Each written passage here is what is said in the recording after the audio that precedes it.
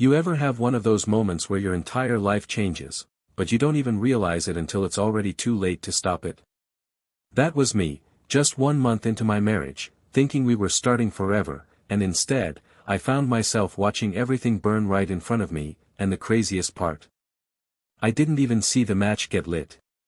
We had been together for almost 10 years, 10 good years. We weren't perfect, but we were solid, steady. I was the stable one, the one people leaned on, the one who made things work, and I loved that about myself. I thought he did too. But then, everything hit us like a freight train. It started with one death, then another, then another. We lost people, close people, back to back until I couldn't even keep the funeral straight. I remember standing in a black dress at one of them, holding his hand so tightly I thought I'd cut off circulation. He didn't flinch, didn't cry, just stood there, a ghost of himself. I thought we were surviving the grief together. Turns out, we weren't. I didn't know it yet, but while I was trying to hold us both together, he was slipping away. 1 month into our marriage, that's when it started, with her. She worked with him, some friendly coworker I'd heard about maybe twice. I remember her name popping up in a random conversation, and I even asked, just once, hey, what's the deal with her? Not because I was jealous, I'm not that kind of woman, but because my gut tingled, that kind of quiet warning your instincts give you when your brain hasn't caught up yet. He said she was just a friend, that she was going through a tough time too, that they talked sometimes. I let it go, because I was tired, grieving, working 70-hour weeks, and I trusted him. God, I trusted him. And then, out of nowhere, he confessed. I'll never forget the way he looked that night, gray-faced, trembling, like he was about to vomit. No fight, no confrontation, he just came apart, said he couldn't live with the guilt, said it was an emotional affair, that it lasted 3 months, that it started right after his father died. He swore it wasn't physical, and you know what? I believe him, I really do, but that didn't make it any less of a betrayal. Flirty texts, secret conversations, lunchtime, confessions, emotional intimacy that didn't belong to her, and the worst part. The term I had to invent for what they did, I call it, in-person phone sexting. Yeah, I came up with that nightmare phrase because apparently, standing next to someone and whispering flirtatious filth counts as emotional intimacy now. You won't believe what I did next. I kicked him out, I screamed, I cried until I thought my lungs would collapse, but then I let him back in. Why?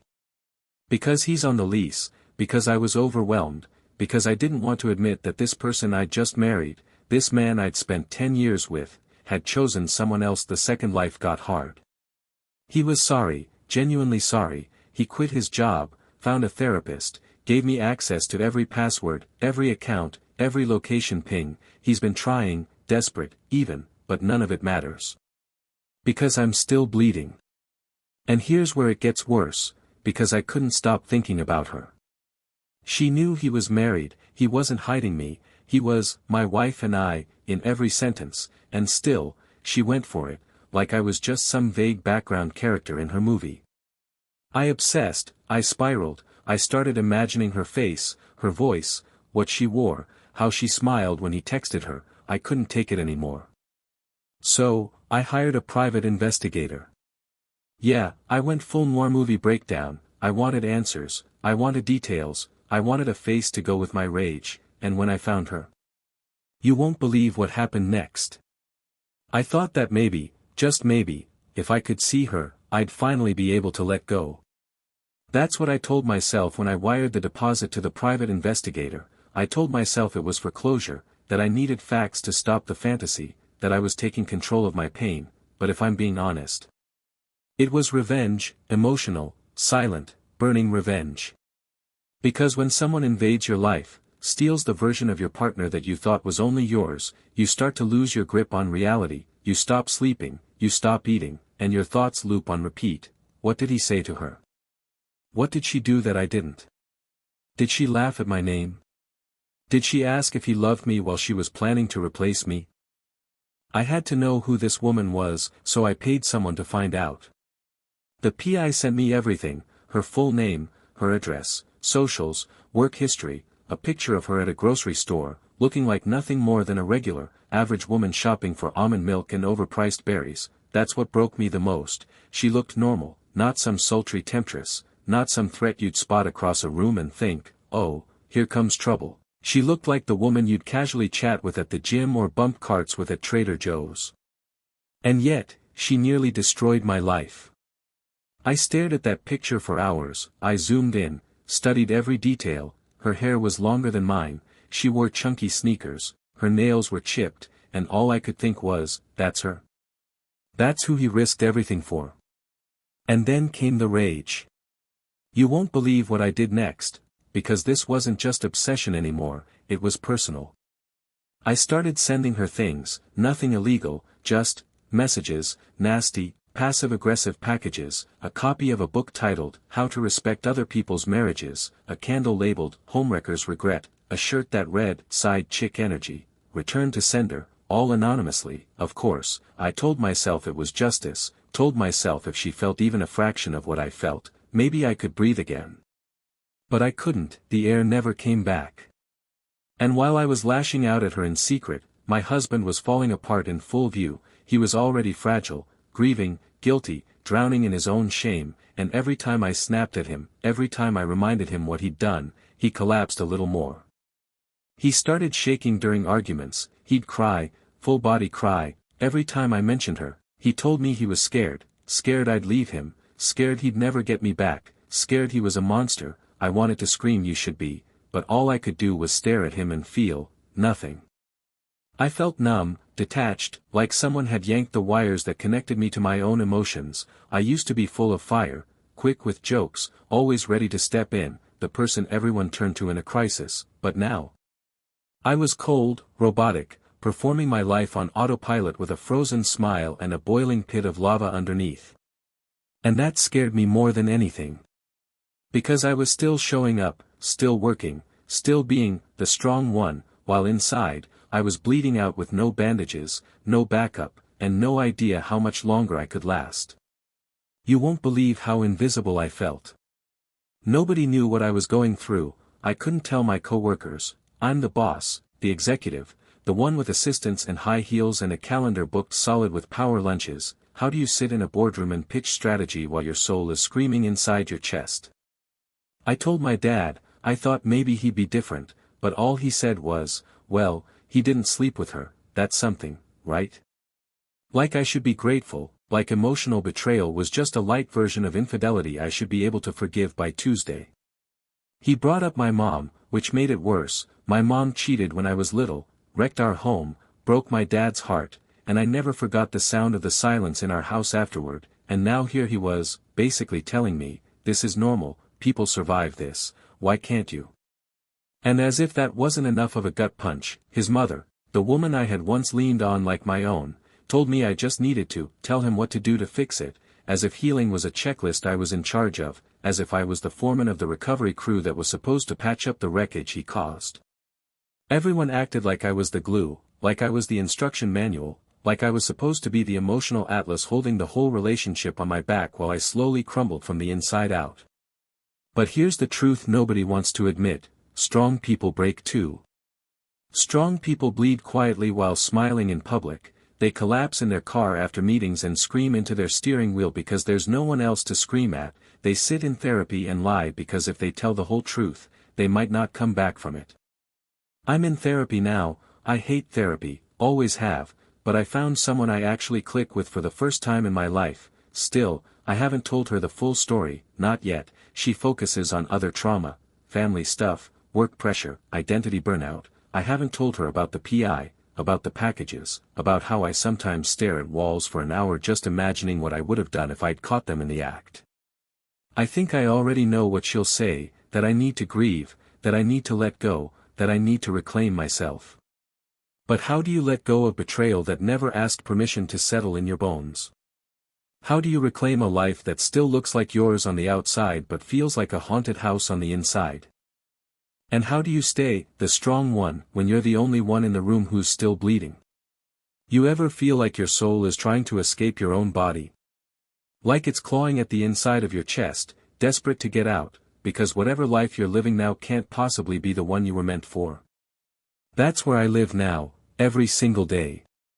I wake up, put on my makeup, answer emails, sit through meetings, and pretend I'm okay. I even laugh sometimes. It's automatic now, like blinking, but underneath all of that, I'm hollow, like something inside me died the night he confessed.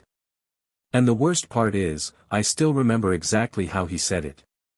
No warning, no argument, just him, walking into our bedroom with tears already running down his face, like something in him broke without my permission. He sat down on the edge of the bed and whispered, "I need to tell you something, and it's going to hurt you."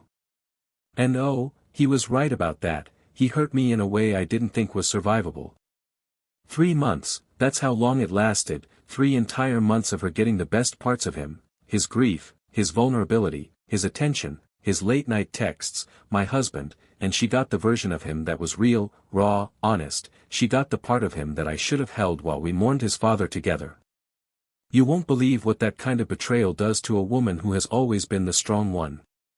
It strips you down to nothing, it makes you question every single thing you thought you knew. I used to be confident, grounded, someone people leaned on. Now I feel like I'm walking around in a body that doesn't fit anymore, like I'm pretending to be the woman I was before, hoping no one notices that I've disappeared from behind my own eyes. And he's sorry, oh, he's so sorry.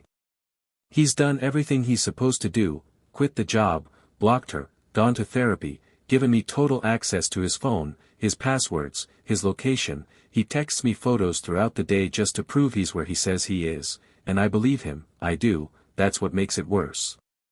Because belief doesn't undo the damage, trust doesn't return just because someone finally starts telling the truth. And the truth is, I'm exhausted. I am so tired of carrying the weight of his regret, his guilt, his emotional breakdowns. I feel like I'm babysitting a grown man who set our house on fire and now expects me to teach him how to rebuild it, while I'm still choking on the smoke. You won't believe how often I find myself comforting him. Yes, you heard that right, comforting the man who broke me. When he spirals, when the guilt hits too hard, when he starts shaking and crying and saying he doesn't deserve to breathe, I have to be the one to pull him out of it. I have to soften my voice, reach for his hands, remind him that I'm still here, that we're still married, that he hasn't ruined everything forever. But every time I do that, I feel like I lose another piece of myself, another inch of my soul gets scraped away, and I'm terrified that one day, there won't be anything left to give him, or anyone else. And then there's her. God, she's still in my head. It's like she moved in and refuses to leave. Every time I close my eyes, I see her face from the PI's photos, I hear the imaginary conversations they must have had, I picture them laughing, I imagine him smiling at her the way he used to smile at me when we were first falling in love. I've imagined 100 versions of her. Sometimes she's this manipulative siren who targeted him because she wanted what I had, other times, she's just a lonely woman who got swept up in someone else's grief. Either way, she's taken a permanent residence in my mind, and I don't know how to evict her. My therapist says we fixate when we feel powerless, that obsession is a symptom of deeper trauma. I haven't told her the full story, but even the fragments I have shared make her eyes soften. She keeps asking me what I want, what I need, and I don't know how to answer. Because what I want is impossible. I want to rewind time, I want to go back to the morning before he broke down, I want to live in the version of our life where this never happened, but that version is gone, burned to ash, and now I'm just standing in the rubble trying to decide whether I should rebuild, or walk away forever. And walking away, that feels like failure. Isn't that insane? After everything he did, I still feel like I'd be the failure if I left, because I'm the one who holds everything together. I'm the one with the job, the responsibilities, the image. I'm the one people look at and say, she's got it all together. No one sees the nights I cry so hard into my pillow that I can't breathe. No one sees the panic attacks in the bathroom stall before board meetings. No one sees the way I stare at the ceiling every night and wonder how long I can keep doing this without completely shattering. And when I finally told my dad, hoping, just hoping, he'd offer something soft, something safe, all he said was, he didn't sleep with her, so that's something. People make mistakes. He talked about Mom, how she cheated, and he stayed, how they worked through it. As if this was a family tradition, as if my pain was just a rite of passage. But here's what nobody seems to understand: betrayal doesn't have to be physical to destroy you. Words can slice just as deep as touch, secrets can leave bruises that never show, and emotional affairs. They rewrite your entire history together. Because now I look back and wonder, was any of it real? Did he ever love me the way I thought he did? Or was I just the safe option while he dreamed about someone else? These thoughts, they don't stop, they haunt me in meetings, they whisper in the back of my head during happy moments, they show up at 3 a.m. when I should be sleeping, they've become my constant companions, and they are tearing me apart. And still, I show up. Still, I pretend. Still, I keep being the strong one. But every day, it gets harder to hide the cracks in my armor. And every day, I wonder, how much longer can I keep bleeding before I finally collapse? You ever look around at the life you built and wonder, how did I end up here? I used to think my life was the reward for doing everything right. I worked hard, loved harder, forgave when it was hard, stayed when it would have been easier to go. I was the girl who didn't settle for less, who waited to marry until I was sure it was real. I played the long game, nearly a decade of love, laughter, and loyalty before we finally said, I do. And somehow, this is what I got in return. Now every time I walk through our apartment, I feel like a ghost is following me, the ghost of that girl who once believed marriage was the finish line instead of the beginning of a whole new kind of pain. I don't recognize myself anymore, and what's worse, I don't recognize him either. He walks on eggshells around me, like one wrong word will crack open the floor beneath us and send us both free-falling into the truth neither of us wants to say out loud, that maybe love isn't enough, that maybe you can love someone and still destroy them, that maybe once the damage is done, there's no fixing it, just learning to breathe through the pain or walking away from it entirely. And God help me, I still don't know which one I'm supposed to do. You won't believe what it feels like to carry someone else's healing while yours is still gushing blood. Every time I see his eyes well up with guilt, every time he starts sobbing and says, I don't deserve you, I just nod, because I can't say what I really want to say, not without shattering what's left of him, and if I shatter him, then I'm alone in the ruins. But I already feel alone, that's the cruelest part. He's here, he sleeps in the same bed, he brings me coffee in the morning, he rubs my shoulders when I've had a long day, but it all feels mechanical, like we're acting out a script we don't believe in anymore.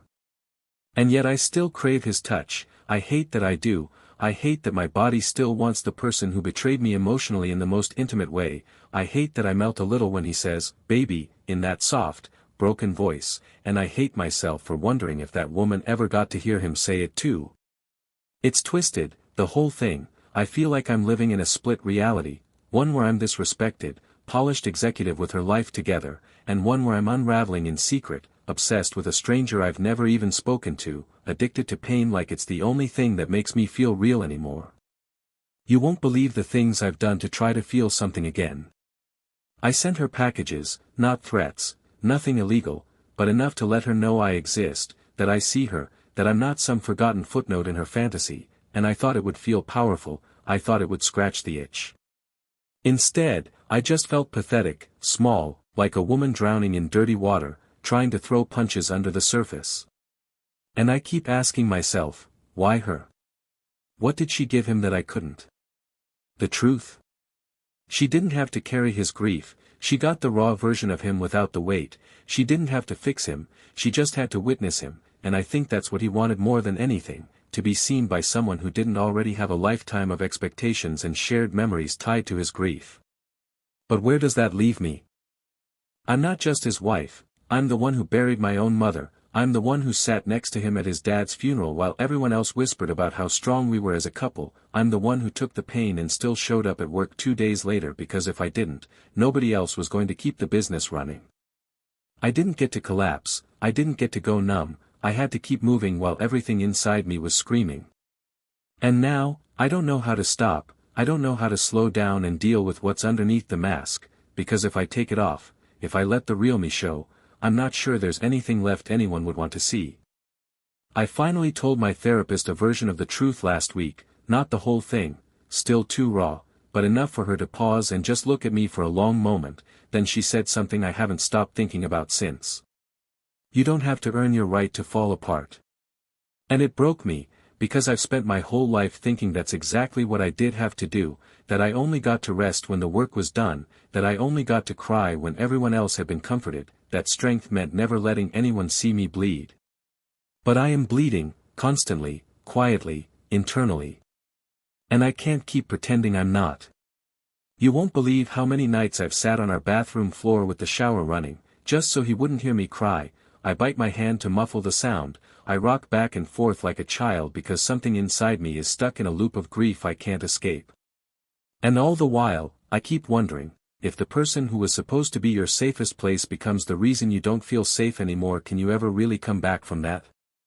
He wants answers, he wants me to give him a list of things to do so we can move forward, even his mother said it, that I should just tell him what to do to fix it so he doesn't suffer anymore. As if the damage is a door that just needs the right key, as if my pain has an instruction manual, as if I'm responsible for his healing while I drown in my own. I'm so tired of being strong, so tired. But I don't know how to stop. Because if I stop, who's going to hold everything together? I wish I could tell you there was a clean, satisfying ending to all of this. I wish I could sit here and say, one day, I woke up and everything clicked into place, or, we went on a healing retreat in the mountains and found our way back to each other, you know, the kind of story that makes people believe in redemption and fairy tale endings after betrayal. But that's not what happened, not for us. Instead, I broke. And I broke quietly, the kind of break that doesn't look like screaming or smashing dishes, but more like sitting on the floor with a glass of water in your hand, staring into nothing, realizing you don't have the energy to cry anymore. It happened on a Tuesday morning. I was about to log into my first meeting of the day, wearing full makeup, perfect blazer, coffee in hand, every inch the competent executive, and then I caught a glimpse of myself in the screen before I turned my camera on, and what I saw stopped me cold. I looked, vacant, not tired, gone. That's when I knew, if I kept pushing forward like this, I wasn't just going to lose my marriage, I was going to lose myself. So I shut my laptop, took a deep breath, and for the first time in months, I did something just for me. I walked into the bedroom, looked at my husband, curled up under the covers in another wave of depression, and I sat next to him, calm, quiet, tired. I need to leave, I said, not forever, but right now. I need space, I need to remember who I am without all of this pain wrapped around me like a second skin.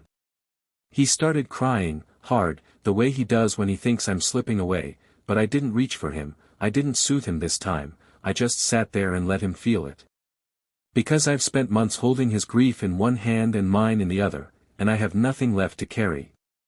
You won't believe how terrifying it was to book that hotel, just a week, just down the road, but it felt like I was crossing a line I couldn't uncross, not separation, not divorce, but the beginning of something else, a different chapter, a breath I hadn't taken in far too long. The silence of that hotel room was brutal at first. I didn't know what to do with it. I kept checking my phone, expecting some emergency, some guilt trip, some plea to come back, but it didn't come, not in the way I expected. Instead, I got a simple text from him, a few hours after I left. I'll stop trying to fix it if it means I finally hear you, please come back when you're ready. It was the first thing he said that didn't make me feel like I was carrying the full weight of our healing, and in a strange way, that text was the first thread of truth between us in months. The truth is, I don't know if our marriage will survive this. I don't know if I can ever feel safe with him again, I don't know if I can unknow the things I've learned about myself, how deep the obsession can go, how twisted my thoughts became, how angry and hollow and cold I let myself become to survive it all. But I do know this, I deserve peace, I deserve softness, I deserve to stop performing strength like it's the only version of me people are allowed to see. You won't believe what started to happen when I stopped pretending I was okay. I called a friend I hadn't spoken to in months, the one who always tells me the hard truth wrapped in love. She came over with Thai food, and we sat on the hotel bed watching reality TV like we used to in college, and for the first time, I told someone everything, not the cleaned up version, all of it. She didn't gasp, she didn't judge, she didn't flinch when I said I hated who I'd become, she just said, of course you hate this version of yourself. She was born in the fire, but fire forged doesn't mean broken forever. I cried so hard I got a nosebleed.